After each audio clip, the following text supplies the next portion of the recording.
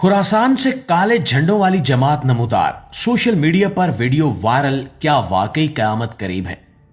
मोअज़्ज़िज़ दोस्तों, इस वक्त साल 2026 चल रहा है और पूरी दुनिया एक अजीब बेचैनी का शिकार है।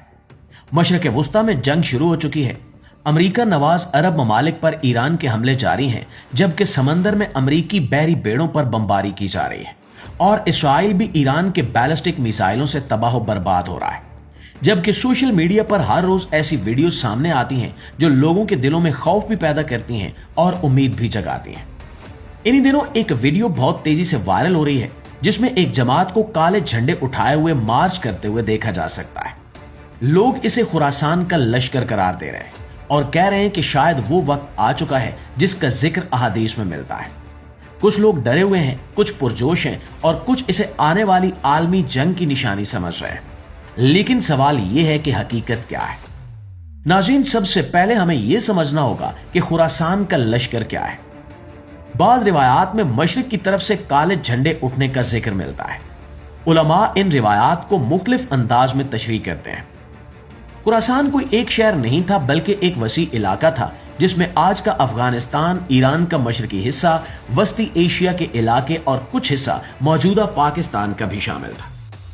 तारीख में खुरासान एक बड़ा इल्मी और सकाफती मरकज रहा है।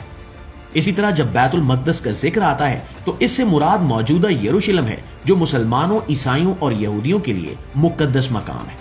इसलिए जब लोग किसी वीडियो को इन पेशगोइयों से जोड़ते हैं तो मामला बहुत हसास हो जाता है।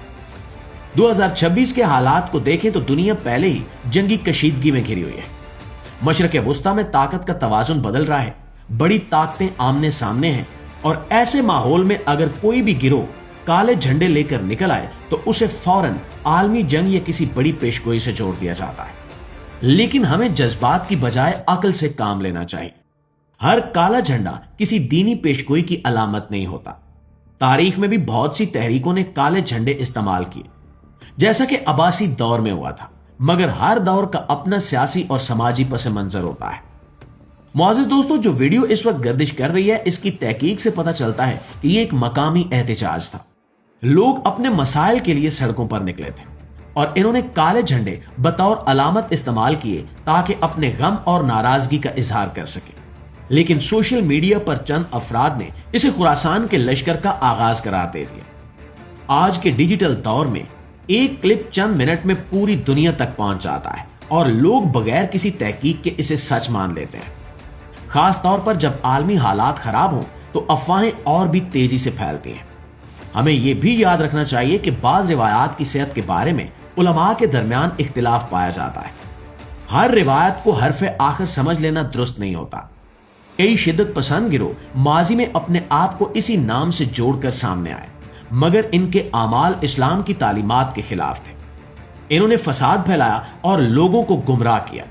इसलिए किसी भी गिरोह को सिर्फ झंडे की बुनियाद पर हक का नुमाइंदा करार दे देना दानिशमंदी नहीं है। और दोस्तों, आखिर में मैं आप सबसे यही कहूंगा कि जज्बात में आकर किसी भी खबर को आगे ना फैलाएं, खास तौर पर इस दौर में जब दुनिया पहले ही जंग के दहाने पर खड़ी है। सच और अफवाह में फर्क करना हमारी जिम्मेदारी है। अगर हम बाशऊर बन जाएं तो ना सिर्फ खुद महफूज रहेंगे बल्कि दूसरों को भी गुमराही से बचा सकेंगे। दुआ है कि अल्लाह हमें हक को समझने और इस पर चलने की तौफीक दे। आमीन सुम्मा आमीन। जी तो दोस्तों, वीडियो के हवाले से आपकी राय क्या कहती है, कमेंट में हमें जरूर बताइएगा। वीडियो अच्छी लगी है, मालूमात में इजाफे का बायस बनी है, तो हमारी इस कोशिश को सिर्फ एक लाइक और एक शेयर जरूर दीजिएगा। इंशाल्लाह आपकी खिदमत में हाजिर होते हैं एक नई वीडियो के साथ। तब तक अपना ढेर सारा ख्याल रखिए। अल्लाह निगहबान।